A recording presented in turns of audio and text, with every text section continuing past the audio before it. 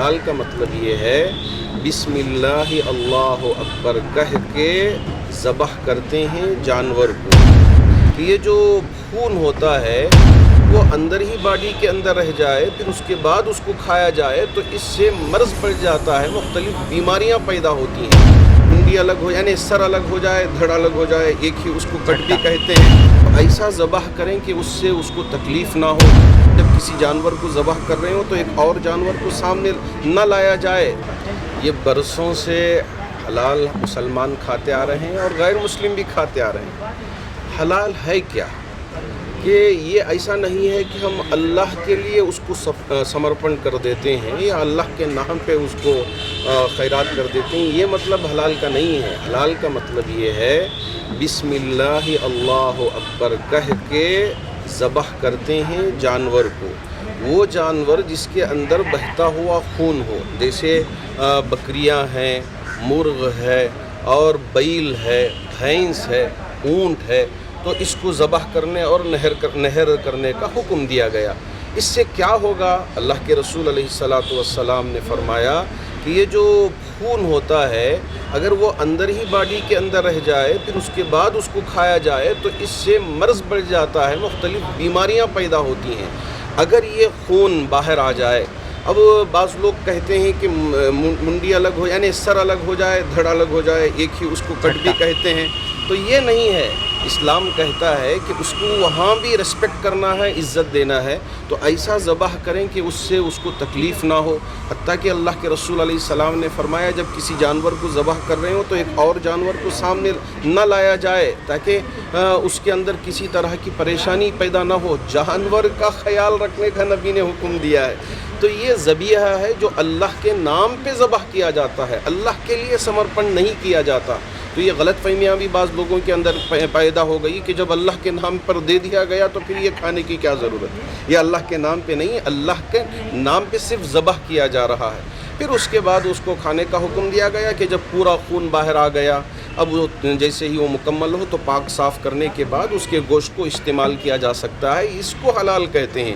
اب یہ حلال کو لے کے اب مختلف جگہوں پہ جانا کہ حلال پروڈکٹس ہے اس کو ہٹایا جائے، یہ کچھ لوگ ہیں جو نفرت کی آگ پھیلانا چاہتے ہیں. یہ بالکل چند لوگ ہیں، لیکن ہمارے اس ملک کا ایک بڑا طبقہ جو سب کو لے کے چلنے والا طبقہ ہے، ماشاءاللہ یہ بڑی محبت کے ساتھ رہنے والا طبقہ ہے. تو اس لیے میں تمام ہندوستانیوں سے اور ہمارے اس ملک کے واسیوں سے گزارش کرنا چاہوں گا کہ اس طرح کی جو حرکتیں کرتے ہیں، بیان بازیاں کر کے یہ بتانا چاہتے ہیں کہ ہم اس ملک کے وہ سب کچھ ہیں، ایسا ہرگز نہیں ہے.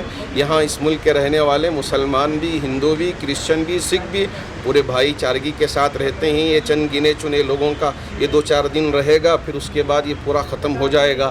لیکن پوری محبت کے ساتھ رہنے والے ہمارے یہ ہندوستانی انشاءاللہ اس ملک کو ترقی کی طرف لے کر جائیں گے اور آگے لے کر جائیں گے، اس ملک کا نام روشن کریں گے. اب یہاں جو دکاندار مسلم ہیں ان کو بائیکاٹ کرنے کی بات کہی گئی تھی، لیکن ہم تمام علماء نے یہ فیصلہ لیا ہے کہ کسی بھی طرح کا کوئی بائیکاٹ نہیں ہوگا. چونکہ ہم شروع ہی سے مسلمان ہندو سے اور ہندو مسلمان سے تجارت کرتا آ رہا ہے، تو اب یہاں یہ بائیکاٹ کرنے کی بات ہی نہیں ہو سکتی. اب یہ چند گنے چنے لوگ ہیں جو اس طرح کی باتیں کر کے اعلان کر کے یہاں نفرت پھیلانے کی کوشش کر رہے ہیں. کبھی ان کو کامیابی نہیں ملے گی. یہ ملک کا بھائی ایک بھائی کے ہاتھ کو پکڑ کے یہاں رہے گا. آپ نے دیکھا کہ لاک ڈاؤن میں جب ایک ہندو کا انتقال ہو رہا تھا، مسلمانوں نے اپنے کھاندوں پہ اس ہندو کے جنازے کو لے جا کر رکھا اور ان کے لوگوں کے ساتھ حوالے کیا کہ اس کا آخری کریا کرم کریں. ہمارے تنویر صاحب بھی ہیں، انہوں نے بھی اس کام کو انجام دیا.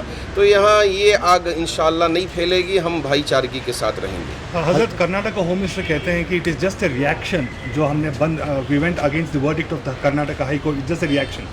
دیکھیے، ہم نے وکیلوں سے بات کیا تھا کہ ہائی کورٹ سے جو فیصلہ آیا تھا حجاب کے سلسلے میں، اگر اس کی وجہ سے آپ کے دلوں کو ٹھیس پہنچی ہو، تکلیف پہنچی ہو اور آپ کو درد ہو رہا ہو تو اس کو آپ ظاہر کر سکتے ہیں. یہ کسی بھی طرح اس فیصلے کے خلاف کوئی بات کہنا نہیں ہے. اس لیے ہمارے علماء نے اور امیر شریعت نے اعلان کیا تھا کہ ہم اپنی زبان سے کچھ بھی ذکر نہیں کریں گے، صرف خاموش رہیں گے اور اپنے درد کا اظہار کریں گے.